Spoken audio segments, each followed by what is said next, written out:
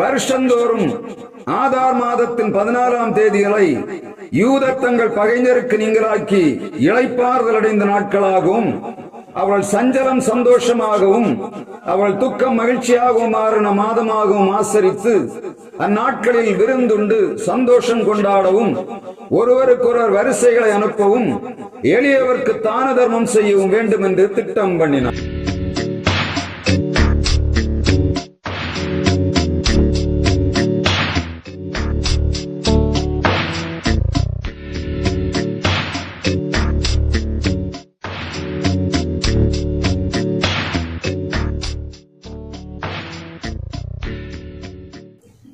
நம்முடைய பிதாவாகிய தேவனாலும் குமாரனாகிய இயேசு கிறிஸ்துவினாலும் பரிசுத்த ஆவியினாலும் உங்களுக்கு கிருபையும் சமாதானமும் இந்த ஓய்வு நாளின் காலை நேரத்தில் உண்டாவதாக. வருடத்தின் கடைசியில வந்திருக்கிறோம். இந்த வருட கடைசி நமக்கு எப்படி இருக்கும்? நம்முடைய எதிர்பார்ப்புகள் நிறைவேறுகிறதாக இருக்குமா?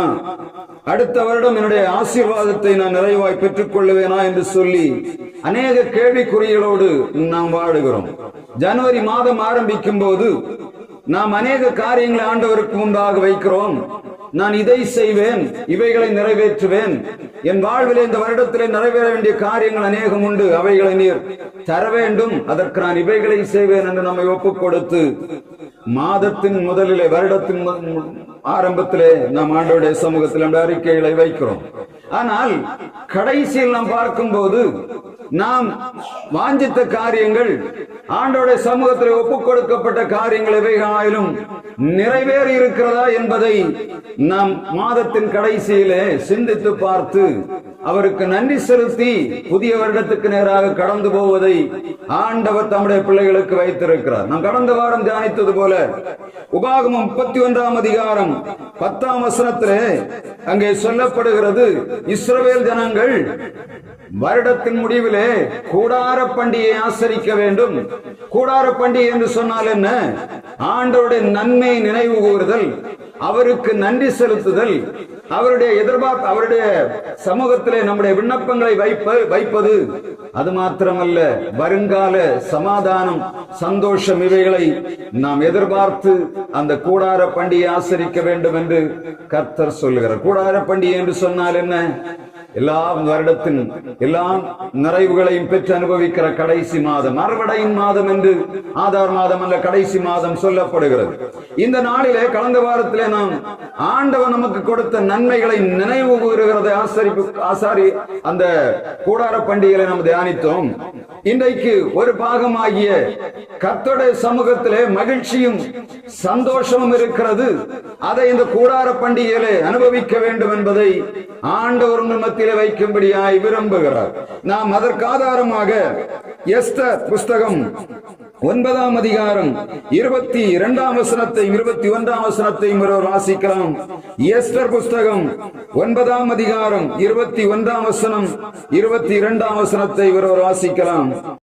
வருஷந்தோறும் ஆதார் மாதத்தின் 14ஆம் தேதிகளை யூதர் தங்கள் பகைஞருக்கு நீங்களாக்கி இளைப்பாறுதல் அடைந்த நாட்களாகவும் அவள் சஞ்சலம் சந்தோஷமாகவும் அவள் துக்கம் மகிழ்ச்சியாகவும் மாறின மாதமாகவும் ஆசரித்து அந்நாட்களில் விருந்துண்டு சந்தோஷம் கொண்டாடவும் ஒருவருக்கொருவர் வரிசைகளை அனுப்பவும் எளியவர்க்கு தான தர்மம் செய்யவும் வேண்டும் என்று திட்டம் பண்ணினான். ஜனவரி மாதத்திலே நாம் ஆண்டவருடைய சமூகத்திலே நன்மைகளை எதிர்பார்த்தோம். இந்த வருடத்தின் முடிவிலே ஆதார் மாதம் என்று சொல்லக்கூடிய 12ஆம் மாதம் இன்றைக்கு எழுத்தின் பிரகாரமாகவே 12வது மாதம் 14ஆம் தேதி. எப்படிதானே உண்டா இல்லையா?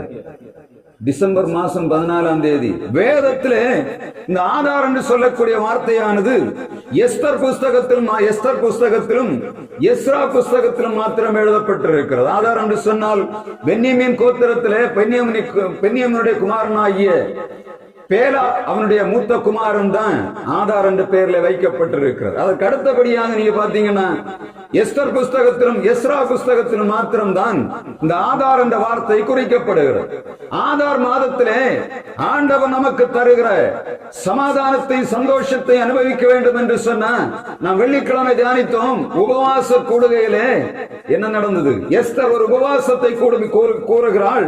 அந்த உபவாச கூடிய 4ஆம் அதிகாரம் 16ஆம் அதிகாரம் வசனம் எஸ்தர்லே சொல்லப்படுகிறது, நீ இந்த காலத்தில் மௌனமாயிருந்தால் யூதருக்கு சகாயமும் வேறிடத்திலிருந்து வரும், அப்பொழுது நீயும் உன் தகப்பன் குடும்பத்தாரும் அழிவீர்கள்.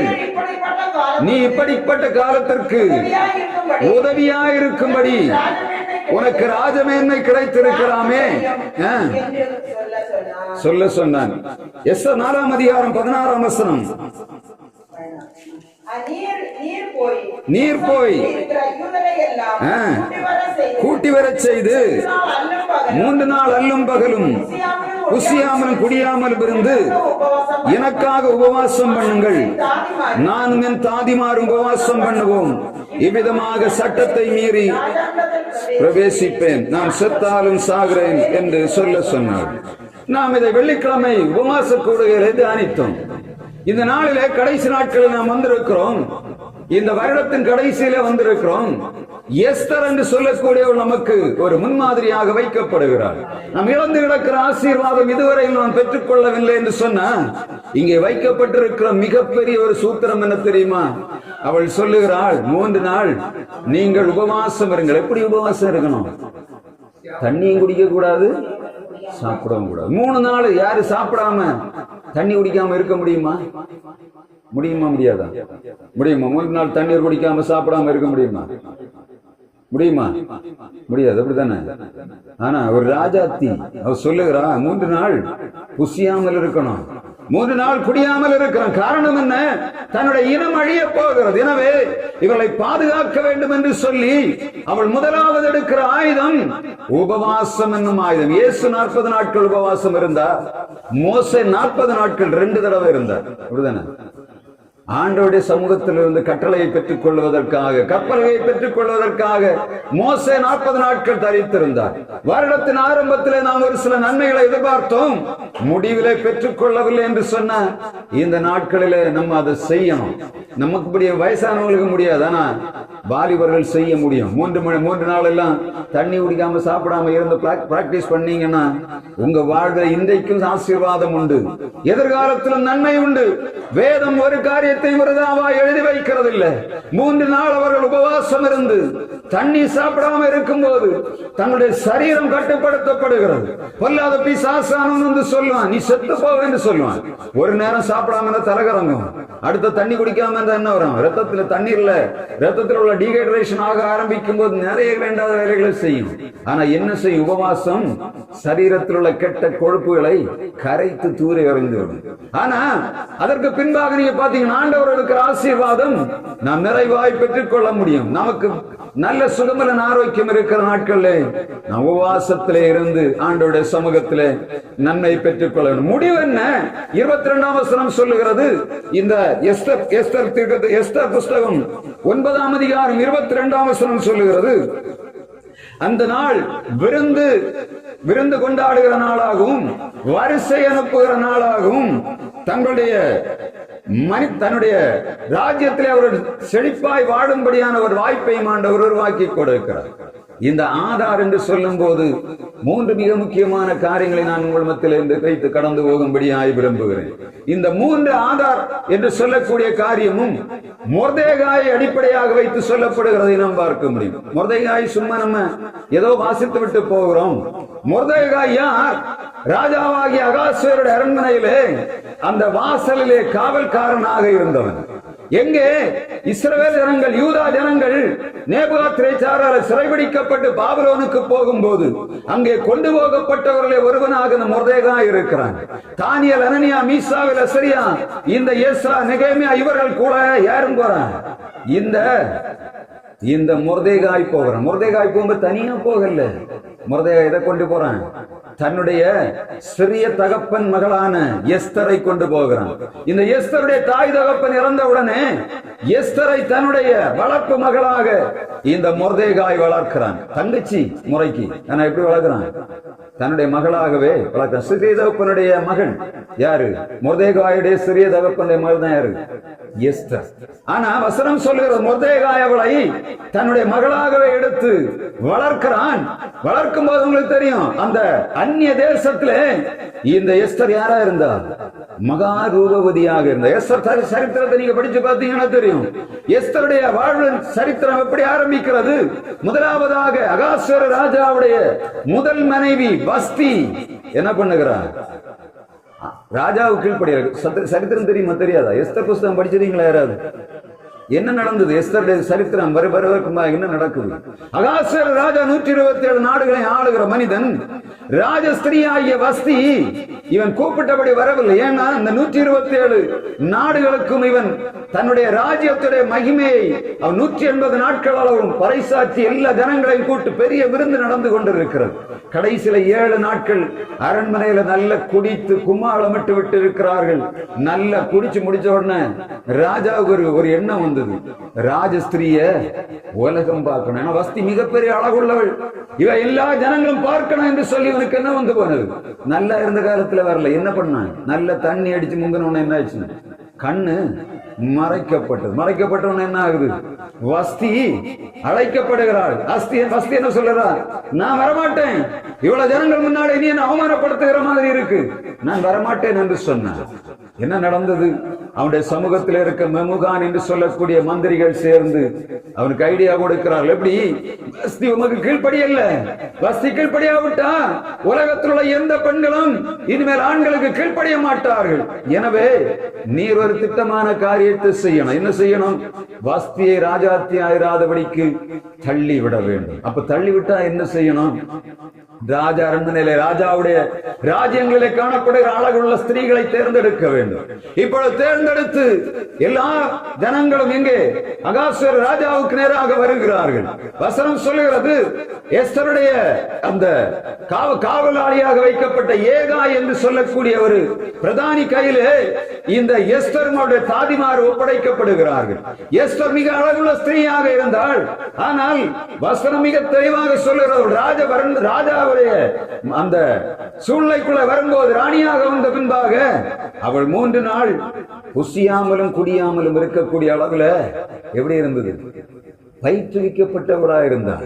மிக அழகுள்ளவள் தான். ஆனால் ஆண்டவருடைய காரியத்திலே அவரிடத்தில் தன்னுடைய காரியங்களை மிக தெளிவாக சொல்லக்கூடிய ஒரு ஸ்திரீயாக யார் இருந்தார்? இந்த எஸ்தர் இருந்தார். அவள் மூலமாக, இந்த மொர்தெகாய் மூலமாகத்தான் இந்த ஆகார் என்று சொல்லக்கூடிய மாதமானது வேதத்திலே அது உயர்த்தப்பட்டிருக்கிறதை நாம் பார்க்க முடியும். இந்த மாதத்திலே, டிசம்பர் மாதத்திலே நாமும் இந்த மொர்தெகாயின் மூலமாக பெற்றுக்கொண்ட ஆசீர்வாதம், இந்த ஜனங்களுக்கு கிடைத்த ஆசீர்வாதம், சமாதானம், இவைகளை நாம் பெற்றுக்கொண்டு போகணும். ஜெபத்தில் இருக்கும் ஆண்டவரே, உங்களுடைய பிள்ளைகள் வருகிறார்கள். ஆரம்பத்திலே இவ்வளவு எதிர்பார்ப்புகளோடு இருந்திருப்பார்கள். வருஷத்தின் முடிவிலே வந்திருக்கிறார்கள். நீர் இவர்களை ஆசீர்வதித்து அனுப்ப வேண்டும். இவர்களுக்கு சமாதானத்தை கொடுக்க வேண்டும். இவர்களுக்கு சந்தோஷத்தை கொடுக்க வேண்டும். இவர்கள் வாழ்வின் எதிர்பார்ப்புகளை நிறைவேற்றி கொடுக்க வேண்டும் என்று சொல்லி ஜெபம் பண்ணி விட்டு வந்திருக்கு. நீங்க ஆண்டோட வார்த்தை சரியாய் கிரகிப்பீர்கள் என்று சொன்னா, நீங்க அந்த வருஷத்துல 2022 5ஆம் வருடத்திலே ஆரம்பத்திலே கண்ட அதே அந்த ஆரம்பத்திலே எதிர்பார்த்த அநேக காரியங்கள், ஆசீர்வாதங்களை ஆண்டவர் தரும்படியாக சித்தமுள்ளவராக இருக்கிறார். முதலாவதாக எஸ்தர் 3ஆம் அதிகாரம் 7ஆம் வசனத்திலே அந்த ஆகார் என்று சொல்லக்கூடிய ஒரு வார்த்தை சொல்லும்.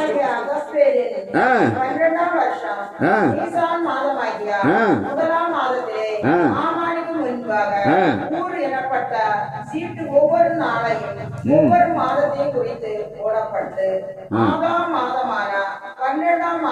ஆதார் மாதமான 12ஆம் மாதத்தில் விழுந்தது.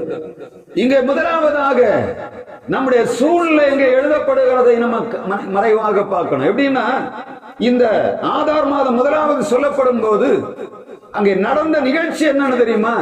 எப்படி? என்ன நிகழ்ச்சி? இந்த 3ஆம் அதிகாரத்தை படிச்சு பார்த்தா தெரியும். இந்த ராஜா அகாஸ்வேரு ராஜாவுடைய அரண்மனையிலே ஆமான் என்று சொல்லக்கூடிய மனிதன் பிரதானியாக வைக்கப்படுகிறான். அதற்கு முன்னாடி நீங்க பாத்தீங்கன்னா மொர்தெகாய் இந்த ராஜாவை, இந்த பிக்தானா தேரேஸ் என்று சொல்லக்கூடிய வாசல் காவலாளிகள் இந்த ராஜாவை கொலை செய்யும்படியாக தீர்மானம் பண்ணுகிறார்கள். இந்த காரியத்தை மொர்தெகாய் யாருக்கு அறிவிக்கிறான்? இந்த அகாஸ்வேருக்கு அறிவிக்கிறான். அவர் விசாரித்து பார்க்கும் போது பிக்தானாவும் தேரேசும் ராஜாவை கொலை செய்யும்படியாக தீர்மானம் பண்ணி இருக்கிறதை கண்டுபிடிக்கிறான். கண்டுபிடித்த உடனே அவளை கொண்டு போடுகிறார்கள். இப்பொழுது மொர்தெகாய் அந்த இடத்துல உட்கார்ந்து இருக்கிறான். மற்ற ஜனங்கள் என்ன நினைத்திருப்பாங்க? இந்த பிக்தானா தேரேஸ் அவருடைய உறவினர்கள், அவருடைய எல்லா படையில் உள்ள ஜனங்களும் அங்கே உட்கார்ந்து இருப்பார்கள். எப்பொழுது பார்த்தாலும் மொர்தெகாயை காலி பண்ணிவிட வேண்டும் என்று சொல்லி ஒரு பெருங்கூட்டம் அதற்குள்ளே சுத்திக் கொண்டு கிட்டத்தட்ட 500 கூட்டல் 300 800 பேரை சூசான் அரண்மனையை கொண்டிருக்கிறார்கள். அப்படியானால் இந்த மொர்தெகாய்க்கு விரோதமாக பெருங்கூட்டம் அந்த அரண்மனைக்குள்ளே இருந்தது. காரணம் என்ன? இந்த பிக்தானா தேரேஸ் என்று சொல்லக்கூடிய வாசல் காவலாளிகள் கொலை செய்யப்பட்டதற்கு மூல காரணம் யார்? இந்த மொர்தெகாய். ஏன்னா ராஜாவை பாதுகாக்கும்படியாக அவன் எடுத்த முயற்சி அந்த அரண்மனையில் இருந்த ஜனங்களுக்கு எல்லாருக்கும் இவனுக்கு மேல என்னத்தை பொறாமையை உண்டாக்கி விட்டது. இவனை கொண்டு போடணும் என்று தீர்மானிக்கிறார்கள். அப்பதான் வழி கண்டுபிடிக்கிறார்கள். என்ன? அந்த 3ஆம் அதிகாரம் 2ஆம் வசனத்தை நாம் வாசிக்கலாம். 3ஆம் அதிகாரம் 2ஆம் வசனம். ராஜாவின் அரண்மனை வாசலிலே இருக்கிறார். ராஜாவின் ஊழியக்காரர் எல்லாரும் ஆமனை வணங்கி நமஸ்கரித்து வந்தார்கள்.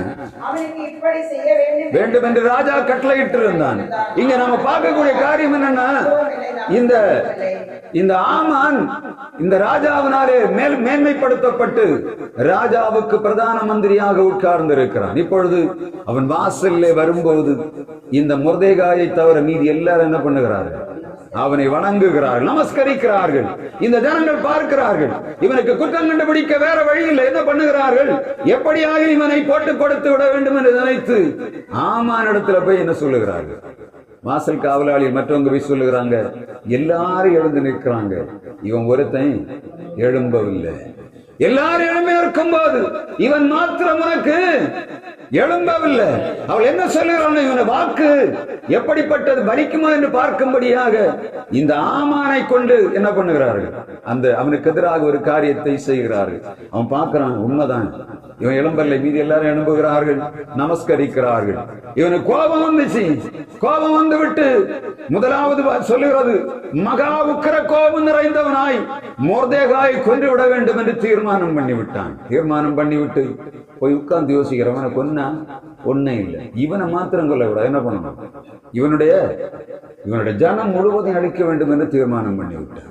சரி, தவறு பண்ணின ஒரு மனிதனை தண்டிப்பதற்கு பதிலாக அவனையும் அவனை சார்ந்த ஜனங்களையும் 127 நாடுகளில் காணப்படுகிற யூதர்களையும் அழித்து ஒழிக்க வேண்டும் என்று சொல்லி ஆமான் தீர்மானம் பண்ணிவிட்டான். இப்ப தீர்மானம் பண்ணிவிட்டு இந்த முதல் மாதம் ஜனவரி மாதத்துல அவன் ஒரு தீர்மானத்தை எடுக்கிறான். எடுத்துவிட்டு இந்த சீவான் மாதம் என்று சொல்லக்கூடிய நம் வாசித்த சீவான் மாதம், அந்த 3ஆம் மாதத்திலே என்ன நடக்குது? பூர் என்று சொல்லக்கூடிய சீட்டு போடுகிறார்கள். 3ஆம் அதிகாரம் இந்த 7ஆம் வசனத்திலே போட்டு 7ஆம் வசனம் சொல்லுகிறது, ராஜாவாகிய அகாஸ்வேரின் 12ஆம் வருஷம் நிசான் மாதமாகிய 1ஆம் மாதத்திலே ஆமானுக்கு முன்பாக பூர் எண்ணப்பட்ட சீட்டு ஒவ்வொரு நாளையும் ஒவ்வொரு மாதத்தையும் குறித்து போடப்பட்டு ஆதார் மாதமான 12ஆம் மாதத்திலே விழுந்தது. எப்படி? இஸ்ரவேல் யூதர்களை எல்லாம் அழிக்க வேண்டும் என்று சொல்லி இவன் தீர்மானம் பண்ணிவிட்டு பூர் என்று சொல்லக்கூடிய ஒரு காரியத்தை பூர்ணத்தை ஒரு குலுக்கல் சீட்டு போட்டு பார்க்கணும். எப்படி எண்ணெய் அழிக்கணும், அழிக்க வேண்டிய எப்ப தீர்மானம் நடக்குது? ஜனவரி மாதம் தீர்மானம் நடக்குது. எப்படி? இந்த ஆமானை அந்த மொர்தெகாயை கொன்று விட வேண்டும், அவனுடைய மொத்த ஜனத்தையும் அழித்து விட வேண்டும் என்று சொல்லி சீட்டு போட்டு பார்க்கிறான். சீட்டு போடும் போது அவர்கள் சீட்டு போட்டு அந்த 3ஆம் மாதம் நீங்க பாத்தீங்கன்னா 1ஆம் மாதம் அவன் அழைக்கப்படுகிறான். ஆதார் மாதமாகிய 12ஆம் தேதியில ஆதார் மாதமாகிய 12ஆம் மாதத்திலே அவர்கள் நாசம் பண்ணப்பட வேண்டும் என்று சொல்லி இந்த ஜனவரி மாதம் முதல் மாதத்திலே அவர்கள் என்ன செய்கிறார்கள்? நிசான் என்று சொல்லக்கூடிய மாதமாகிய 1ஆம் மாதத்திலே ஆமானுக்கு முன்பாக பூர் எண்ணப்பட்ட சீட்டு போடப்படுகிறது. டிசம்பர் மாசம் என்னத்த ஆதார் மாதத்துல இந்த யூதர்களை அழித்து போட வேண்டும். சீட் எப்ப நடக்குது? எப்ப நடக்குது? 1வது மாதம் முதல் மாதத்துல ஒரு திட்டம் போடப்படுகிறார். ஆண்டவருடைய பிள்ளைகளாகிய நாம், ஆண்டவருடைய ஆசீர்வாதத்தை பெற வேண்டிய பெற்ற ஜனமாகிய நாம் டிசம்பர் மாதத்திலே நாம் என்ன எதிர்பார்த்து கொண்டிருக்கிறோம்? கர்த்தர் நம்மை ஆசீர்வதிக்க வேண்டும் என்று எதிர்பார்க்கிறோம். ஆனால் நமக்கு விரோதமாக ஜனவரி மாதத்தில் என்ன பண்ணியது? சீட்டு போட்டு டிசம்பர் மாசத்துல இவங்களை காலி பண்ணணும்னு என்ன பண்ணாச்சு? தீர்மானம் வந்தாச்சு. கொஞ்சம் யோசித்து பாருங்க. நம்ம நினைத்துட்டு இருப்போம் நம்ம எல்லா காரியத்தையும் கரெக்டா செய்கிறோம், நமக்கு டிசம்பர் மாதத்துல எப்படி இருக்கு? ஒரு பெரிய ஆசீர்வாதம் இருக்கு என்று நினைத்து வருகிறோம். ஆனால் ஜனவரி மாதத்திலே சாத்தான் என்ன செய்து விட்டான்? அநேக காரியங்களை நமக்கு எதிராக திட்டம் பண்ணி, நமக்கு தெரியாது. ஏன்னா இந்த யூதர்களுக்கு சுத்தமா தெரியாது. எப்படி இந்த ஆமான் யூதர்களை அழிக்கும்படியாக திட்டம் பண்ணி இருக்கிறது, ஜனவரி மாதத்தில் தீர்மானம் பண்ணி இருக்கிறான் என்பது தெரியாதபடி அங்கே இந்த ராஜாவுடைய முத்திரை மோதிரத்தினாலே ஒரு தாக்கீது எழுதப்பட்டு ராஜாவுடைய 127 நாடுகளுக்கும் புறப்பட்டு போகிறார். அந்த 3ஆம் அதிகாரம் கடைசி வசனத்தை படிச்சு பார்த்தீங்கன்னா உங்களுக்கு தெரியும். வாசிங்க 3ஆம் அதிகாரம் கடைசி வசனம் 15ஆம் வசனம். அந்த அஞ்சக்காரர் தீவிரமாய் புறப்பட்டு போனார்கள். அந்த கட்டளை ராஜாவும் குடிக்கும்படி உட்கார்ந்தார்கள்.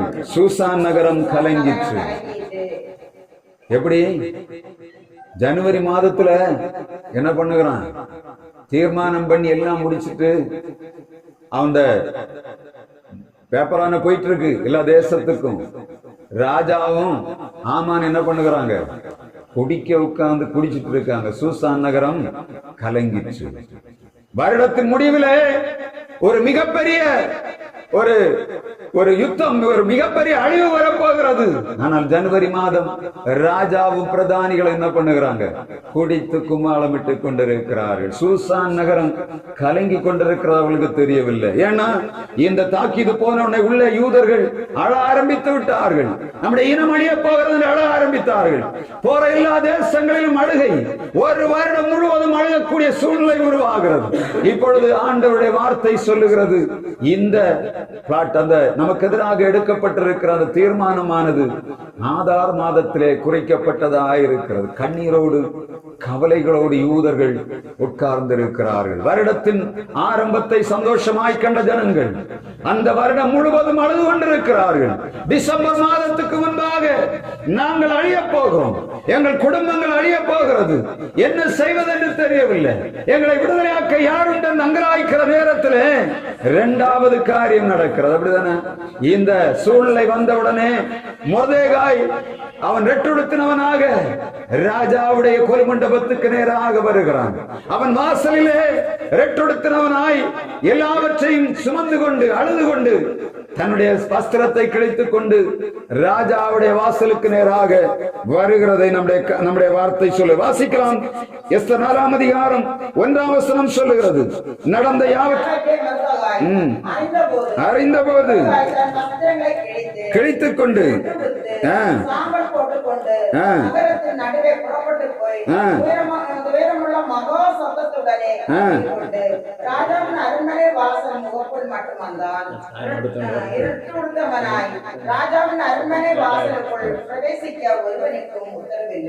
ராஜாவுடைய சமூகத்திலே போவதற்கு உத்தரவில்லை. யாரு? வசனம் சொல்லுகிறது, இந்த ராஜாவுடைய கையிலிருந்து வரப்பட்ட தாக்கீதானது யூதர்களுக்கு நேராக போய் அவர் அழியக்கூடிய சூழ்நிலை வரும்போது முதலாவது இந்த மொர்தெகாய் முதலாவது செய்த வேலை என்ன? ரெட்டுடுத்தினான், தன்னுடைய வஸ்திரத்தை கிழித்துக் கொண்டு அந்த ராஜாவுடைய அரண்மனைக்கு நேராக வருகிறான். வரும்போது எல்லாரும் பார்க்கிறாங்க, நேற்றைக்கு நல்லா இருந்த மனுஷன் இன்றைக்கு என்ன பண்ணுகிறான்? ரெட்டுடுத்தினவனாக ராஜ அரண்மனைக்கு போற வழியில உட்கார்ந்து இருக்கிறான். அழுது கொண்டு சாதாரணமா இல்ல, அவன் வசனம் சொல்லுகிறது, அவன் மகா சத்தமாய் அலறிக்கொண்டு வருகிறான். செத்து போனவன் செத்தவனுக்காக அழுகிறவன் போல மிகவும் சத்தமாய் அழுது கொண்டு அந்த வாசலுக்கு நேராக வர எல்லா ஜனங்களும் பார்க்கிறார்கள்.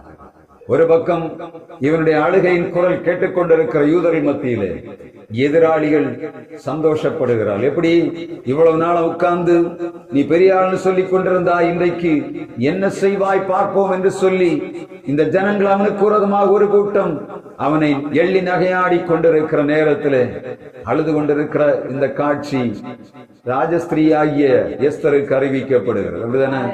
இப்பொழுது ராஜஸ்திரியாகிய எஸ்தர் கேள்விப்படுகிறாள். மொர்தேகாய் என்ன பண்ணுகிறான்? இப்பொழுது ரெட்டுடுத்தினவனாக அழுது கொண்டு அந்த இடத்துல உட்கார்ந்து இருக்கிற செய்தி யாருக்கு போகிறது? எஸ்தருக்கு போகிறது. எஸ்தருக்கு போன உடனே எஸ்தர் கூப்பிடுகிறாள். தனக்கு பாதுகாப்பாக வைக்கப்பட்டிருந்த பிரதானியாகி ஆத்தாகை கூப்பிட்டு கேட்கிறாள், ஆத்தாகே என்ன சம்பவம்? இவன் சொல்லுகிறான், என்னென்று தெரியவில்லை. மொர்தேகாய் வாசலிலே ரெட்டுடுத்தினவனாய் கிடக்கிறான்.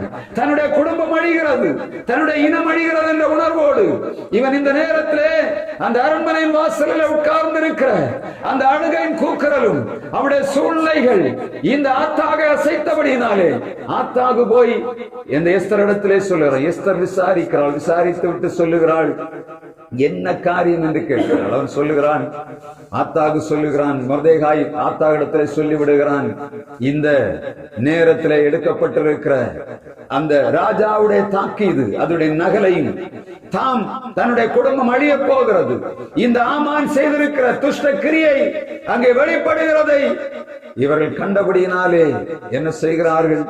இந்த எஸ்தரிடத்திலே இந்த ஆத்தாக வந்து சொல்லுகிறான், மொர்தேகாய் சொல்லுகிறான், இப்படி ஒரு சூழ்நிலை உருவாகி இருக்கிறது என்று சொல்லி அவள் திரும்ப பதில் என்ன சொல்லுகிறாள்? வசனம் சொல்லுகிறது, எஸ்தர் சொல்லுகிறாள், நீங்கள் போய் அவரிடத்திலே சொல்லுங்க, இதுவரையில் ராஜா என்னை அழைக்கவில்லை, ராஜாவுடைய அனுமதி இல்லாமல் ராஜாவுடைய அரண்மனை முற்றத்துக்கு போவதற்கு எந்த மனிதனுக்கும் அனுமதி இல்லை, எந்த மனிதனுக்கும் அனுமதி இல்லை. இப்பொழுது மொர்தேகாய் திரும்ப சொல்லுகிறான். என்ன சொல்லுகிறான்? இந்த காலத்திலே நீ மௌனமாயிருந்தால் ரட்சிப்பு வேற இடத்திலிருந்து வரும். இந்த காலத்தில் நீ மௌனமாயிருந்தால் ரட்சிப்பு வேற இடத்திலிருந்து வரும். வருடத்தின் ஆரம்பத்திலே ஆண்டவருக்காக அநேக காரியங்களை செய்யும்படியாக தீர்மானம் பண்ணினான். வழியிலே சோர்ந்து போனோம். என்ன நடந்தது? சாத்தான் நமக்கு எதிராக செய்த கிரியை மறந்து போனபடியினாலே நாம் நம்முடைய வஸ்திரங்களை கிழித்து ஆண்டவருடைய சமூகத்தில் நிற்பதற்கு மறந்து போனபடியினாலே அநேக கிரியைகள் நம்மை தொடர்ந்து வருகிறதை நாம் பார்க்க முடியும். ஆனால் இங்கே இந்த செய்தியை கேட்டவுடனே மொர்தேகாய் தன்னுடைய எல்லாவற்றையும் இழந்து விட்டு அவன் அந்த இடத்திலே ஒரு ரெட்டு வஸ்திரம் தரித்தவனாக அந்த இடத்துல உட்கார்ந்து இருக்கிறான். செய்தி போன உடனே தான் என்ன நடக்குது? இந்த எஸ்தர் சொல்லுகிறாள், நீயும் அந்த வாசிக்கலாம். எஸ்தர் அறிவிக்கிறது 4ஆம் அதிகாரம் 16ஆம் வசனத்திலே, நீ போய் சூசானில் இருக்கிற கூடி வர செய்து 3 நாள் அல்லும் பகலும் புசியாமலும் குடியாமல் இருந்து எனக்காக உபவாசம் பண்ணுங்கள் என்று சொல்.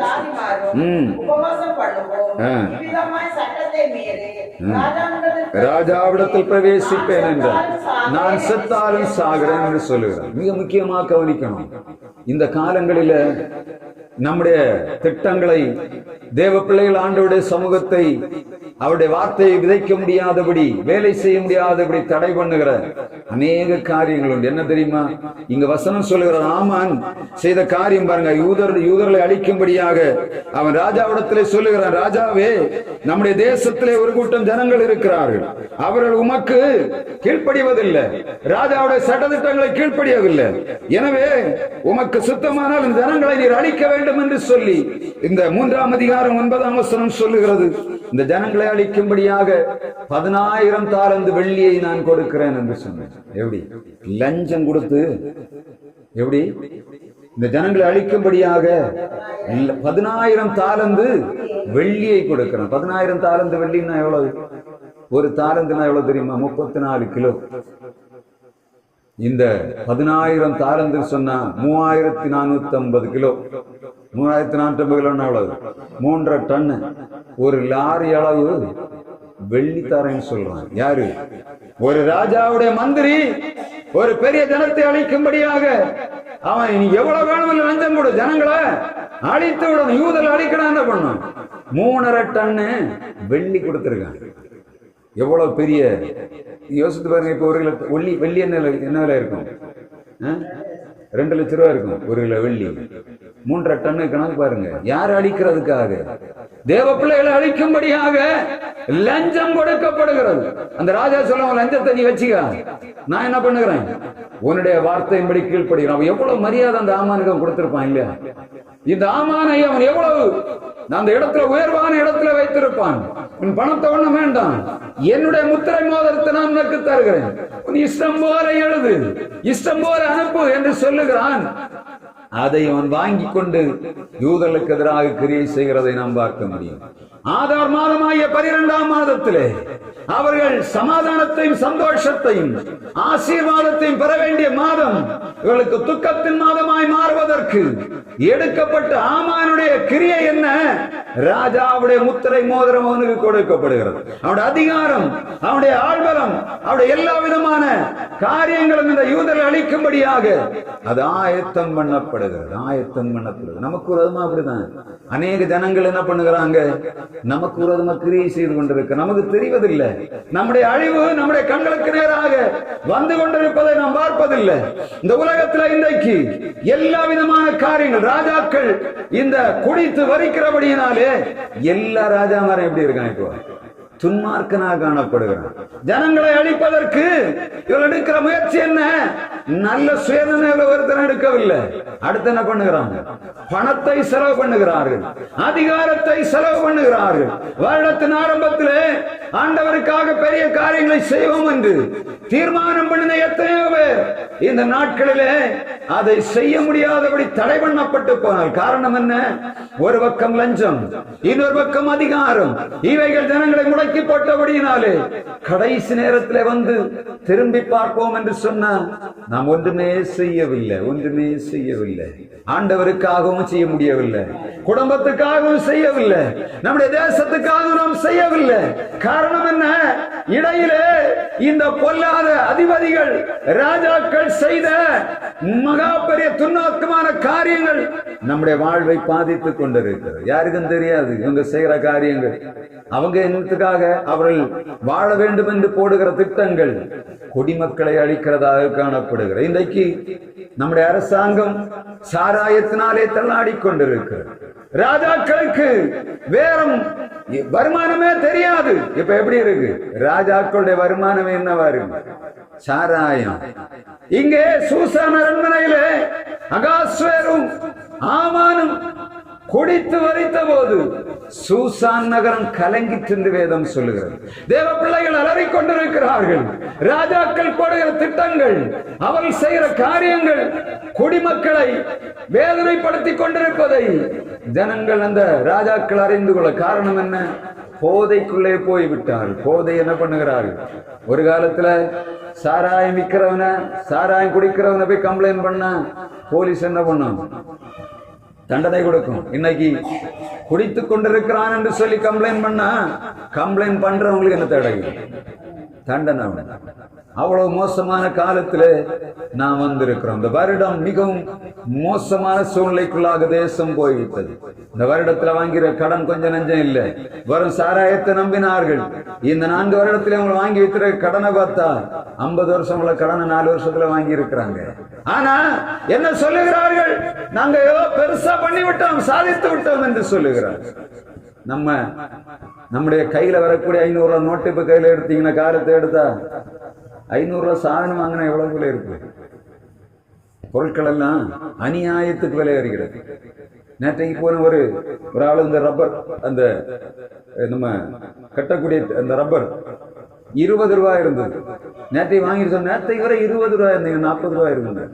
எவ்வளவு ஏறி இருக்கு? ஒரு மடங்கு ஏறி இருக்கு. 1 மடங்கு 2 மாசத்துல ஏறி இருக்கு. 20 ரூபாய் பொருள் 40 ரூபாய் ஏறி இருக்கு. சம்பளம் எவ்வளவு வந்திருக்கும்? ஒருவேளை 600 ரூபாய் சம்பளம், 700 ரூபாய் சம்பளம் ஆயிருக்கும். ஆனா என்ன பண்ணணும்? எல்லாமே ரெட்டிப்பாக கொடுத்து வாங்கக்கூடிய சூழ்நிலைக்குள்ள வந்துடும். வருஷத்தின் ஆரம்பத்தில் எத்தனையோ பொருட்களை நம்ம வாங்கின பொருட்கள் அதே ரேட்ல 2 மடங்கு கொடுத்து தான் இப்ப வாங்க வேண்டிய சூழ்நிலைக்கு அந்த வருடம் வந்திருக்கிறது. காரணம் என்ன? பொல்லாத மனிதர்கள் தங்களுடைய சுயத்தை நிறைவேற்றும்படியாக ஜனங்களை அழைத்து விட்டார்கள். தங்களுக்கு இருக்கிற எல்லா காரியங்களும் பத்தாது என்று சொல்லி ஜனங்களுக்கு வர வேண்டிய பணம் அனைத்தையும், ஜனங்களுக்கு கொடுக்க வேண்டிய எல்லா விதமான வரி பணங்களையும் இவர்கள் தங்கள் சுயத்துக்காக செலவு பண்ணுகிறபடியினாலே பொருட்கள் அநியாயமாக விலையேறி கிடக்கிறது. வாழ முடியாதபடி கஷ்டப்படுகிறார்கள்.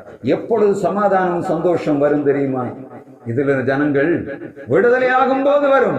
அதற்கு தான் என்ன சொல்லப்படுகிறது? இந்த உபவாசத்தை எஸ்தர் அவர் செய்யும் போது ஆண்டவர் அங்கே இறங்குகிறதை நாம் பார்க்க முடியும். அதற்கு பின்பாகத்தான் அங்கு பாத்தீங்கன்னா தெரியும், மார்ச் மாதம் அந்த இந்த சூழ்நிலை வந்தவுடனே இவள் கூப்பிட அவளுடைய சரித்திரம் நமக்கு தெரியும். இப்பொழுது இந்த ராஜா எல்லாம் முடித்தவுடனே இவருக்கு மறுநாள் இந்த ராஜாவுக்கு தூக்கம் வரவில்லை. தூக்கம் வராது மாத்திரமல்ல, இந்த சூழ்நிலை வந்தவுடனே எஸ்தர் போகிறார். எஸ்தர் இந்த 3 நாள் உபவாசம் முடித்த உடனே போய் அகாஸ்வேர ராஜாவை சந்திக்கும்படியாக போகிறார். 5ஆம் அதிகாரம் 1ஆம் வசனம் சொல்லுகிறது, இவள் ராஜவஸ்திரம் தரித்தவளாக 3ஆம் நாளிலே ராஜவஸ்திரம் தரித்துக் கொண்டு 3ஆம் நாளிலே எஸ்தர் ராஜவஸ்திரம் தரித்துக் கொண்டு ராஜா அரண்மனை முற்றத்திலே ராஜா கொலுவிருக்கும் ஸ்தானத்திற்கு எதிராக வந்து நின்றாள். ராஜா அரண்மனை வாசலுக்கு எதிராக கொலு மண்டபத்தில் நின்று கொண்டார். இப்பொழுது வசனம் சொல்லுகிறது, இந்த ராணி ராஜவஸ்திரம் தரித்தவளாக சட்டத்தை மீறி ராஜாவுக்கு முன்பாக வந்து நிற்கிறார். அவள் சொல்லுவது என்ன? நான் சட்டத்தை மீறி ராஜாவிடத்தில் பிரவேசிக்க போகிறேன். எனவே நீங்கள் உங்களுக்காக உபவாசம் இருங்கள், நானும் என் தாதிமாரும் உபவாசம் இருப்போம். இது உபவாசம் இல்லாம நம்ம தேசத்துல இது ஒன்றுமே நடைபெறாது. நம்ம என்னென்னமோ பண்ணி பார்க்கிறோம். நானும் அநேக காரியங்களை செய்து பார்க்கிறேன். ஆண்டவரே, இதிலிருந்து என்றைக்கு விடுதலை தருவீர் ஆண்டவரே? எல்லா அரசியல்வாதிகளும் சொல்லுகிறார்கள், சாராயத்தை தடை பண்ணுவோம், வந்தவுடனே சாராயம் இல்லாமல் வாழ முடியாது என்று சொல்லுகிறார்கள். எவ்வளவு மோசமான சூழ்நிலைக்குள்ள நாம் போய்கொண்டிருக்கிறோம். வருங்கால தலைமுறையானது என்ன பண்ணுவது என்று தெரியவில்லை. நேற்றைக்கு பேப்பர்ல பார்த்தா தெரியுது, பெண் பிள்ளைகள் பள்ளிக்கூடத்திலே குடித்து கொண்டிருக்கிறார்கள். குடித்து வரைத்திருக்கிறதை பேப்பர்காரன் கொட்டை எழுத்துல போட்டிருக்கிறார். பெண்கள் படித்துக் கொண்டிருக்கிற பெண் பிள்ளைகள் ஸ்கூல்ல தண்ணி அடிக்குது. எப்படி சாராயம் அவளுடைய கையிலே வந்து சேர்ந்தது? அப்படியானால் இந்த தேசத்தை பாழ்படுத்தி விட்டார்கள். நம்முடைய பிள்ளைகள் அழிவுக்கு நேராக போய்விட்டார்கள். நம்முடைய ஜனம் அழிந்து கொண்டிருக்கிறது. எத்தனை பேருக்கு அந்த அறிவு இருக்கும் என்று தெரியவில்லை. நம்முடைய எதிர்கால தலைமுறை சந்ததிகளுடைய வாழ்வு எப்படி இருக்கும் என்றே தெரியவில்லை. ஒவ்வொரு நாளும் கூச்சலும் குழப்பமும் தேசத்தில் கேட்டுக் கொண்டிருக்கிறது. ஒரு காலத்தில் சாப்பாடு இல்லாதபடி கூச்சல் இருந்தது. இன்றைக்கு வயர் நிறைந்தபடினாலே கூச்சலும் குழப்பமும் கும்மாளமும் இன்று நடந்து கொண்டிருக்கிற தேசத்துல பார்த்தா நம்ம நினைக்கிறோம் அமைதியாக இருக்கிறோம் என்று சொல்லி இல்லை. எல்லா ஜனங்களும் குழப்பத்துக்குள்ளே கிடக்கிறார்கள். எல்லா ஜனங்களும் கண்ணீர்களுக்குள்ளே கிடக்கிறார்கள். எங்க பார்த்தாலும் பிரச்சனை. இது நன்மையா இருக்கும் என்று சொல்லி தீர்மானம் பண்ணி செய்கிற எல்லா காரியங்களும் வருஷத்தின் முடியல தீமையாய் கிடக்கிறதை ஜனங்கள் சொல்லுகிறார்கள். ஐயா, நான் வருஷத்தின் ஆரம்பத்தில் எனக்கு என் மகனுக்கு ஒரு மருமகளை கொண்டு வந்தேன். 1 மாதம் ஒழுங்காக இருந்தார்கள். 2 மாதம் கழித்து 2 பேருக்குள்ளும் பேச்சுவார்த்தை நின்று போனது. வருஷத்தின் முடிவிலே டைவர்ஸுக்கு வந்து நிற்கிறார்கள் என்று சொல்லுகிறார்கள். எவ்வளவு குழப்பம் தெரியுதா? காரணம் கேட்டா சொல்லுகிறார்கள், என் பையன் கொஞ்சம் போல தண்ணி அடிப்பான். இன்னொரு பக்கத்தை நீங்க பாத்தீங்கன்னா ஆண் பிள்ளைகள் மாத்திரம் இல்லை, இன்றைக்கு பெண்கள் என்ன பண்ணுகிறார்? சரிநிகர் சமானமாக பணம் கையில கிடைக்கிறது. போதை வஸ்துகளுக்கு பெண் பிள்ளைகளும் அடிமைகள் ஆகிவிட்டார். சமீபத்தில் பேப்பர்ல படிச்சேன், ஒரு டாக்டர் கல்யாணம் பண்ணிட்டு வந்தார். கல்யாணம் பண்ணிட்டு வரும்போது அங்க இருக்கும் போதே அவர் கண்டுபிடிச்சிருக்காரு, ஆடிட்டு இருக்கா. இவர் சொல்லியிருக்காரு, எல்லாத்தையும் சொன்னாராம், இப்படி ஒரு சூழ்நிலை இருக்கு. அப்போ வீட்டுல போயாச்சு. வீட்டுல போனா அவளுக்கு கை கால் நடுக்கம் வந்து விட்டது. வந்தவன அங்கே இங்கே ஓடி இருக்கிறா, பைத்தியக்காரி மாதிரி ஓடுறான். எனக்கு போதை ஊசி தேடிக்கொண்டு இருக்கிறான். ராத்திரி போன் பண்ணுகிறான். மருமகன் யார்கிட்ட? மாமனார்கிட்ட. மாமனார் சொல்லுறா, ஆமா அவளுக்கு அந்த நோய் உண்டு சொல்லுற. எப்படி? அவளுக்கு அது போடாம இரவு தூங்க முடியாது, அவள் இல்லாம வாழ முடியாது. அவ ஏன் என்னை கெடுத்தீர்? எனக்கு வேற என்ன தெரிகிறது? எனக்கு இந்த மகளை கல்யாணம் பண்ணி கொடுக்கணும். போறவங்க எப்படி இருந்தா எனக்கு என்ன? அப்படிப்பட்ட சூழ்நிலைக்குள்ளேயும் வந்து விட்டார். யாரு? பொம்பளை யாரு? டாக்டர். என்ன பண்ண, இரவுல போதை ஊசிடாம அவ தூங்க முடியாது. எப்பவும் போதைக்குள்ள இருக்கக்கூடிய ஒரு கலாச்சாரம் உருவாகிடு. யார் கற்றுக் கொடுத்தாலும் பார்த்தா போன ஹாஸ்டல்ல பிள்ளைகள் பரிமாறினதுல பிள்ளை பிடிச்சு நல்லா ஏற்றி விட்டுட்டாங்க. பிள்ளை எங்க போச்சு? படிக்க போச்சு. ஹாஸ்டல்ல தங்கி படிச்சது. ஹாஸ்டல்ல என்ன இருந்தது? அங்க துன்மார்க்கம் இருந்தது. அந்த துன்மார்க்கம் சரீரத்துக்குள்ள வந்தது. தாய் தகப்பன் கற்றுக் கொடுத்தார்களா? இல்ல. தேசம் அழிவுக்கு நேராக போகிறது. எங்க பார்த்தாலும் விரிந்து விட்டது. இன்றைக்கு இனிப்ப சொல்ல போறார்கள், கஞ்சா போதை இல்லை என்று சொல்லக்கூடிய அளவிலே நம்ம நாட்டுல வட இந்தியாவில தைரியமா பயிரிடுகிறார்கள், செய்கிறார்கள். ஆனா நம்ம தமிழ்நாட்டுல கஞ்சா தடை பண்ணப்பட்ட பொருள். ஆனா இப்ப எங்க பார்த்தாலும் எப்படி இருக்குது? எல்லா கடைகள்லயும் ரகசியமா கஞ்சா வழங்கி கொண்டிருக்கிறது. வாலிப பிள்ளைகள், நம்முடைய பிள்ளைகள் கல்லூரிகளுக்கு போகிற பிள்ளைகளை நீங்க பசங்களை பார்த்தா தெரியும். ஒருத்தனு தலையங்க ஒழுங்கா இருக்க, ரவுடிகளோட கேவலமா இருக்காங்க. பைத்தியக்காரனுக்கு ட்ரெஸ்ஸிங்ல நடக்கிறாங்க. அவன் தலைமுடிய பார்த்தா பைத்தியக்காரன் என்ன பண்ணுவான்?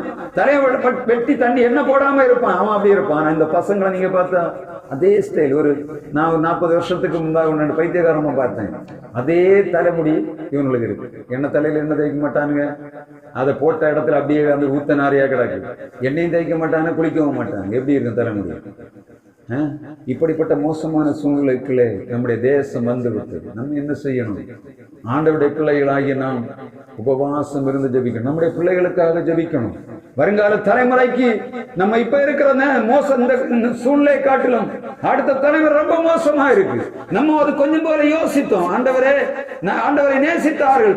இந்த நாட்களில இனி வரக்கூடிய காலத்துல பிள்ளைகளுக்கு நம்ம எப்படி மாதிரியா இருக்கிறோம் அப்படித்தான் என்ன பண்ணுவோம். பிள்ளைகள் எதிர்காலம் காணப்படும். உபவாசம் இருந்து நம்முடைய பிள்ளைகளுக்காக ஜெபிக்கணும். கண்மூடி எப்பொழுது பார்த்தாலும் நம்முடைய பிள்ளைகள் ஆண்டவருடைய கரத்திலே ஒப்பு கொடுத்து நாம் ஜெபிக்கும்படியாக எதிர்பார்க்கப்படுகிறோம். இந்த வருடத்தின் முடிவிலே வசனம் சொல்லுகிறது, 9ஆம் அதிகாரம் 22ஆம் வசனம். எஸ்தர் 9ஆம் அதிகாரம் 22ஆம் வசனம் சொல்லுகிறது, விருந்தும் விமரிசையும் வரிசை அனுப்புகிற நாளுமாக அந்த நாட்கள் மாற. இந்த நாட்கள் 22 நாட்கள் விருந்து சந்தோஷம் கொண்டாடும். ஒருவருக்கு ஒரு வரிசைகளை அனுப்பும். எளியவர்களுக்கு தான தர்மம் பண்ண வேண்டும் என்று திட்டம் பண்ணினார்கள். வருடத்தின் ஆரம்பத்திலே ஆண்டவருக்காக தீர்மானம் பண்ணின காரியங்களை சாத்தானிடையில கெடுத்து போட்டபடியினாலே அநேகர் குழப்பத்துக்குள்ளே கிடைக்கிறோம். இந்த கடைசி நேரம் இருக்கிறது. நாம் ஒரு நாள் ஒரு நேரமாவது 2 நேரமாவது என்ன பண்ணணும்? உபவாசம் இருந்து ஜெபிக்கணும். வருஷத்தின் கடைசியில வந்திருக்கிறோம். நம்ம அடுத்த வருஷத்துக்குள்ள உள்ள போகிறோம். இந்த வருஷம் உங்களுக்கு ஆசீர்வாதம். நாம எப்பவும் கேட்கிறது, ஆண்டவரே வருஷத்தின் முடிவுல வந்திருக்கிறேன். 2021ஆம் வருடத்துல இந்த ஜனங்களுக்கு தேசத்துக்கு என்ன நடக்க போகிறது என்றதை நீர் தர வேண்டும் என்று தொடர்ந்து கேட்டுக்கொண்டிருக்கிறேன். செய்தி ஒரு திட்ட தரிசன செய்திக்காக ஆண்டோட சமூகத்துல காத்து கிடக்கிறேன். தேசம் அடுத்த வருடத்துல ஒரு எலெக்ஷனை சந்திக்க போகிறது. இந்த எலெக்ஷன் நேரத்துக்குள்ளால நம்முடைய தேசம் திறந்தணும். உங்களுக்கும் எனக்கும் ஆண்டவர் கொடுத்திருக்கிற மிகப்பெரிய ஒரு வாய்ப்பு. நாம் உபவாசம் இருந்து நம்முடைய தேசத்துக்காக கண்ணீர் விட்டோம் என்று சொன்னா அடுத்த ஒரு எலெக்ஷன் ஆண்டவர் பெரிய காரியங்களை நமக்கு நம்முடைய தேசத்திலே செய்வார். ஆண்டவருடைய கரத்தில் நம்முடைய தேசத்தை ஒப்பு கொடுக்கும் முன்பாக நாம் செய்ய வேண்டிய மிகப்பெரிய காரியம் நம்முடைய முழங்காலை முடக்கி தேவ சமூகத்திலே காத்திருக்க வேண்டும். அப்பொழுது ஆண்டவர் இடத்தின் முடிவில் இவைகளை தருகிறார். இந்த ஆசீர்வாதங்களை சமாதானத்தையும் தருகிறார். மூன்றாவதாக எஸ்ரா புஸ்தகம் 6ஆம் அதிகாரம் 15ஆம் வசனத்தை ஒருவர் வாசிக்கலாம். எஸ்ரா 6ஆம் அதிகாரம் 15ஆம் வசனம். எஸ்ரா 6ஆம் அதிகாரம் 15ஆம் வசனம். அங்கேயும் இந்த வார்த்தை சொல்லப்படுகிறது. ஆதார் என்று சொல்லக்கூடிய அந்த மாத தரிவு அரசாளுகிற 3ஆம் தேதியிலே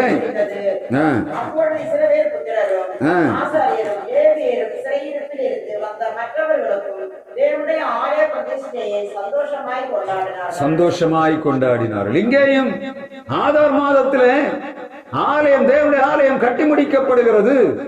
சந்தோஷம் உருவாகிறது. எப்ப முடிவும் உருவாகிறது? முதலாவது உபவாசம் இருந்து ஜெபிக்கும் போது எதிராளிகள் தாழ்த்தப்படுகிறார்கள்.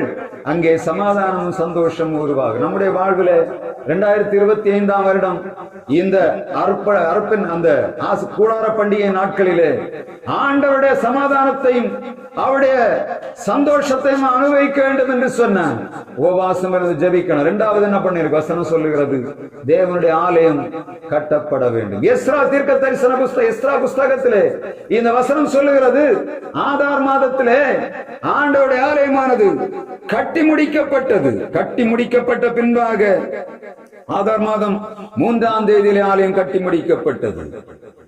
ஹல்லேலூயா. கர்த்தருடைய வார்த்தை சொல்லுகிறது, ஆண்டவருடைய ஆலயத்தை கட்டி முடிக்கும் போது சமாதானம் சந்தோஷம் நம்முடைய வாழ்விலே கரை புரண்டு ஓடும். நம்முடைய இந்த எஸ்ரா கட்டின ஆலயத்தை கொஞ்சம் யோசித்து பார்த்தீங்கன்னா தெரியும், அவர்கள் எவ்வளவு கஷ்டப்பட்டார்கள், சிரமத்துக்குள்ள இருந்து அந்த ஆலயத்தை கட்டினார்கள் என்பதை நாம் பார்த்தோம் என்று சொன்னா எஸ்ரா 1ஆம் அதிகாரம் 2ஆம் வசனம் சொல்லுகிறது, கோரேசுடைய நாட்களிலே ஆண்டவர் இந்த எருசலேம் தேவாலயத்தை கட்ட வேண்டும் என்று சொல்லி பாபிலோனில் அவள் இருக்கும் போது ஆண்டவர் மூலமாக கோரேசுக்கு ஒரு கட்டளை பிறக்கிறது. அப்படிதானே? எஸ்ரா 1ஆம் அதிகாரம் 2ஆம் வசனம்,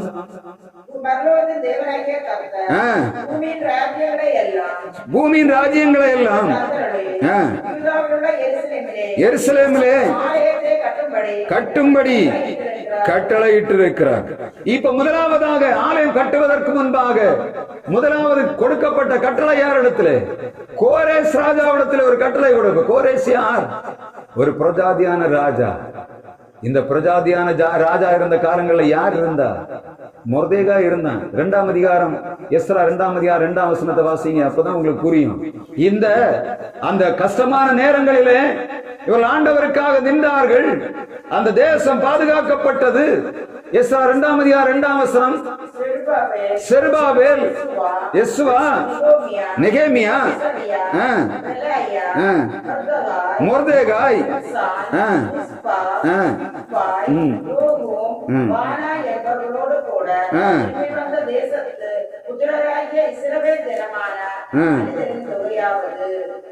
அங்க என்ன சொல்லப்படுகிறது? செருபாபேல், யெசுவா, நெகேமியா, செராயா, ரெலாயா, மொர்தேகாய். நம்ம படிக்கும் போது எஸ்ரா முன்னாடி இருக்கு, எஸ்தர் எங்க இருக்கு? 2வது இருக்கு. அப்படிதானே? ஆக்சுவலா பார்த்தா எஸ்தருக்கு பிறகுதான் எஸ்ரா எழுதப்படுது. படிக்கும்போது எப்படி படிக்கிறோம்? எஸ்ரா, நெகேமியா, எஸ்தர் என்று படிக்கிறோம். ஆனா இந்த மொர்தேகாய் எஸ்தருடைய காலத்திலே பாதுகாக்கப்பட்டபடினாலே அகாஸ்வேரு மரித்த பின்பாக கோரேஸ் ராஜாவுடைய காலத்திலே அந்த ஆலயத்தை கட்டும்படியான தீர்மானம் வருகிறது. இப்பொழுதுதான் என்ன பண்ணுகிறாங்க? மொர்தேகாய், செருபாபேல் இவர்கள் வருகிறார்கள். வந்தவுடன் என்ன பண்ணது? ஆலயத்தை கட்டுறது சாதாரணமா இருந்ததா? எஸ்ரா நெகேமியாவில் கட்டின ஆலயம் எப்படி இருந்தது? எஸ்ரா கட்டின ஆலயத்துக்கு முதல்ல எப்படி இருந்தது? வாசித்து பார்த்தா தெரியும் எவ்வளவு வேதனை, எவ்வளவு போராட்டங்கள் அதுல இருந்திருக்கிறதை நாம் பார்க்கணும். எஸ்ரா 4ஆம் அதிகாரம் 5ஆம் வசனத்தை பார்த்தீங்கன்னா சத்துருக்கள் எழும்புகிறார். கோரேசின் காலம் முழுவதும் அரசாண்ட காலம் எல்லாம் அபத்தமாக்கும்படி அவளுக்கு விரோதமாய் கைகூலி கட்டினார்கள். எங்க ஆலயத்தை கட்டக்கூடாது என்று சொல்லி கைகூலி கட்டினது. யாரு கட்டினது? அந்த எருசலேமிலே குடியிருந்த ஜனங்கள் எதிராக சத்துருக்கள் இந்த ஜனங்களுக்கு விரோதமாக எழும்பி கைகூலி கட்டி கொடுத்து என்ன சொல்லுகிறார்? ராஜாவுடைய அந்த தாக்கீதை மாற்றி போடுகிறதை நாம் பார்க்கிறோம். இந்த எஸ்ரா 4ஆம் அதிகாரம் 23ஆம் வசனம், 4ஆம் அதிகாரம் 23ஆம் வசனம், அர்த்தசஷ்ட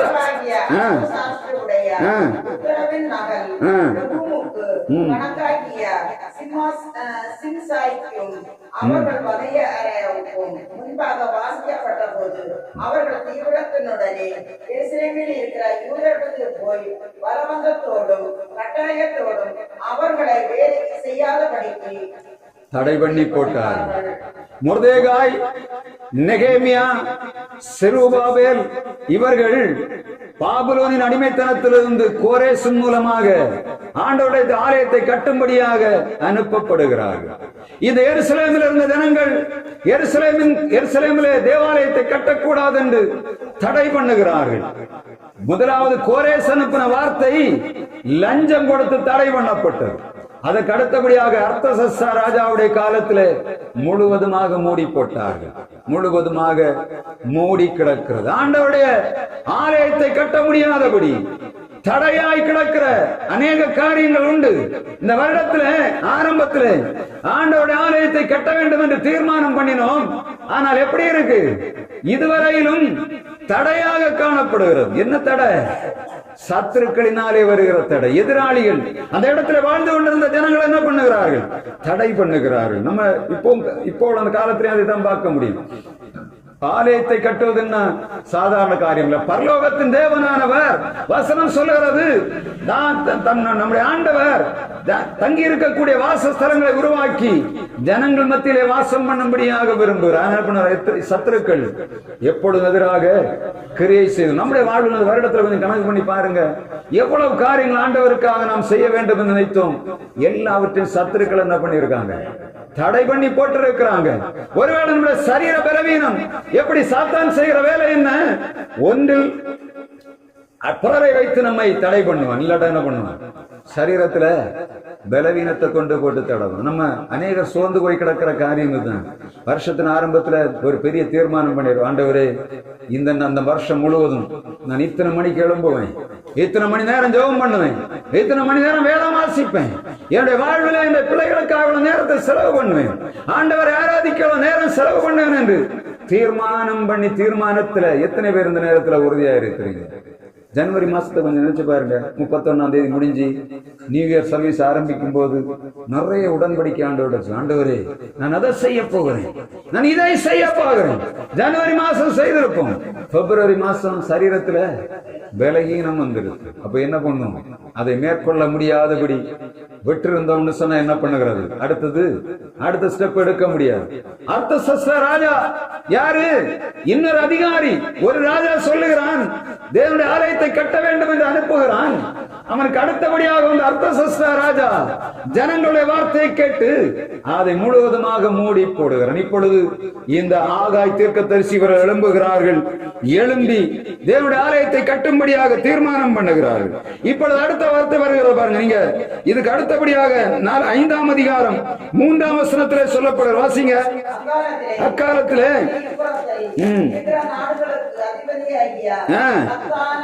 தத்னா என்பவனும் சேத்தார் பொஸ்னாயும் அவர் வகையராயும் வந்து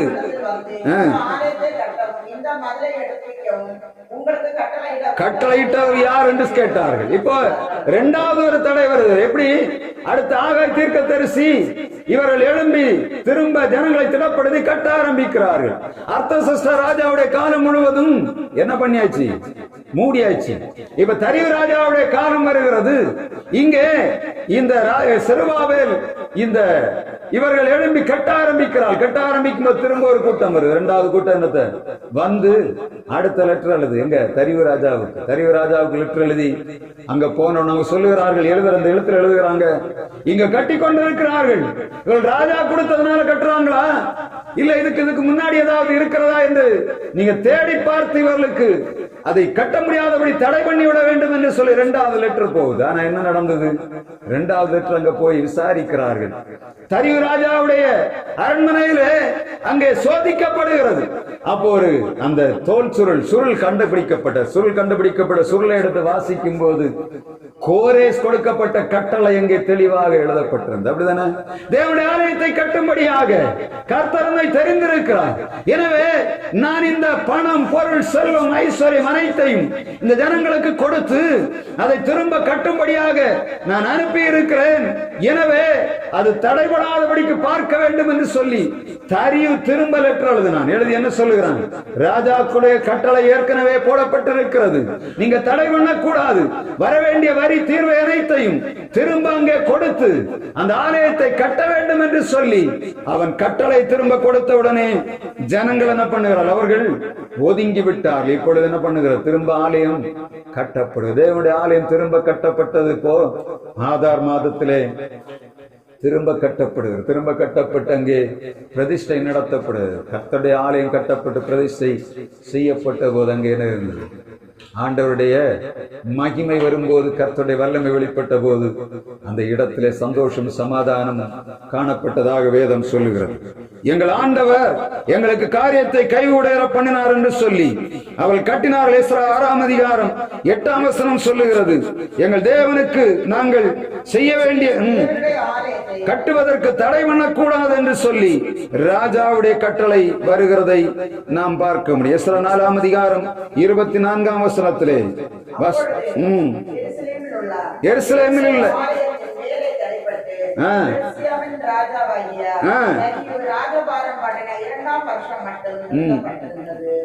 நிறுத்தப்பட்ட தேவனுடைய ஆலயத்தின் பணியானது திரும்ப கட்டப்பட்டபடியினாலே அந்த வசனம் சொல்கிறார் 6ஆம் அதிகாரம் 15ஆம் வசனத்திலே சமாதானமும் ஆண்டோட வார்த்தை அங்கே சொல்லுகிறது.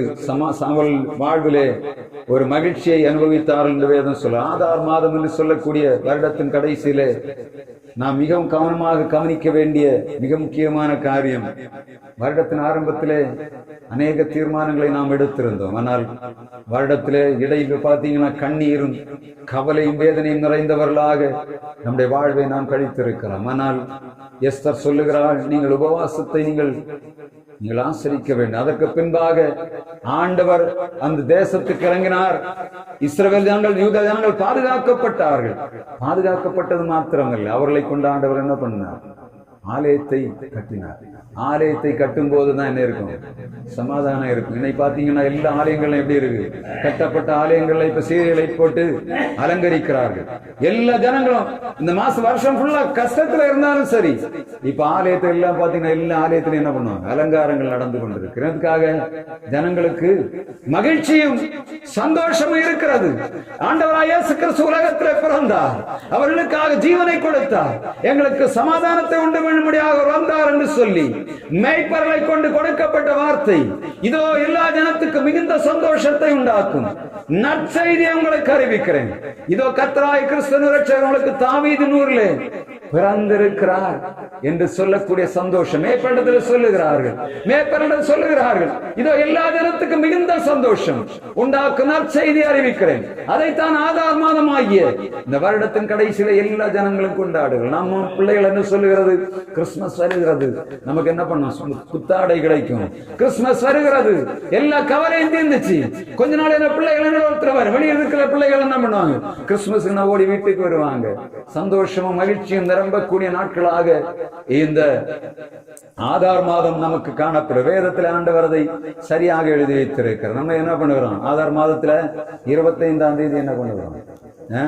கிறிஸ்துமஸ் என்று மகிழ்ச்சி நாளாக கொண்டாடுவோம். இயேசு பிறந்த நாள் அது நமக்கு ஆசீர்வாதமும் சமாதானமும் நமக்கு சந்தோஷம் கொடுக்கிற நாளாய் மாற வேண்டும்.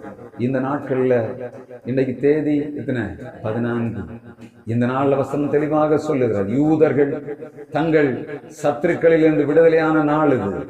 யூதர்கள் தங்களை அழிக்கும்படியாக வந்த ஜனங்களை அவர்களை அழித்து நாசம் பண்ணி இவர்கள் ஜெயத்தை கொண்டாடின நாளாக அது பூரீம் என்று சொல்லக்கூடிய கட்டளையாக எழுதப்பட்டதாக வேதம் சொல்லுகிறது.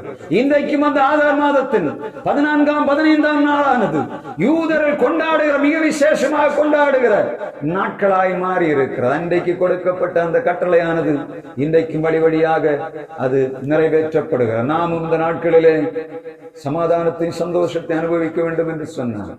நம்முடைய வாழ்விலே குறைவாய் கிடக்கிற நாம் ஆண்டவரிடத்தில் தீர்மானம் பண்ணின அநேக காரியங்களை நாம் விட்டு விட்டோம். அவைகளை திரும்ப எடுக்க இந்த மாதத்தில் இவ்வளவு நாளாவது ஆண்டவரே என்னை நீர் அடுத்த வருஷம் ஆசீர்வாதத்தை இதுவரை நீங்க கடந்து வந்த பாதையை நினைக்க கூடாது. ஆண்டவர் இந்த வருஷம் 26ஆம் வருஷத்துல நான் எதிர்பார்க்கிற எல்லா நன்மையை காட்டிலும் மேன்மையான நன்மையை தரணும் என்று நம்ம ஜெபிக்கணும். அது மாத்திரமல்ல, நம்முடைய தேசத்தை பற்றிய ஒரு வைராக்கியம் உங்களுக்கு வேணும். நம்ம தேசம் அழியும் போது நம்முடைய தலைமுறைகள் அழிந்து போகும். நம்முடைய தேசம் அக்கிரமத்துக்குள்ளாக போகும்போது அந்த அக்கிரம பிள்ளைகளுடைய சரி நம்முடைய மேலே ஏற்றப்படும். நம்ம பாவம் செய்வோம் என்று சொன்ன நம்முடைய பிள்ளைகளை பாவம் செய்வதற்கு அனுமதித்து விடுவோம். அப்படிதானே? தாவீது தவறு பண்ணினான். அதனால என்ன பண்ணினாங்க? அவன் தன்னுடைய மகனாகிய அம்னோனை தடை பண்ண முடியவில்லை. ஏன் அவன் செய்த தவறை அவனுடைய மகன் செய்யும் போது அவன் தண்டிக்கவில்லை. முடிவு என்ன? இவன் தன்னுடைய மகனாலேயே காட்டுக்கு துரத்தப்படுகிறதை காண மனாந்திரத்துக்கு துரத்தப்படுகிறான். யாருனால? தான் செய்த தவறை கண்டிக்காதபடியினாலே. எனவே நாம கவனமா இருக்கணும். நம்முடைய தேசத்தில் காணப்படுகிற அக்கிரமத்தின் கிரியைகள் நம்மை பாதிக்காதபடி நாம் உபவாசம் இருந்து ஜெபிக்கணும். இந்த நாளிலே சரீர பலவீனத்தோடு வந்திருக்கிற நீங்க விடுதலை பெற்றவர்களாக போகணும். நம்முடைய கட்டுகள் உடைக்கப்பட்டவர்களாக எழும்பி போகணும். எல்லாரும் முழங்காற்படி நல்லா எழும்பி ஒரு பாடலை பாடி ஆண்டவருடைய சமூகத்தில் நம்ம ஒப்புக் கொடுப்போம்.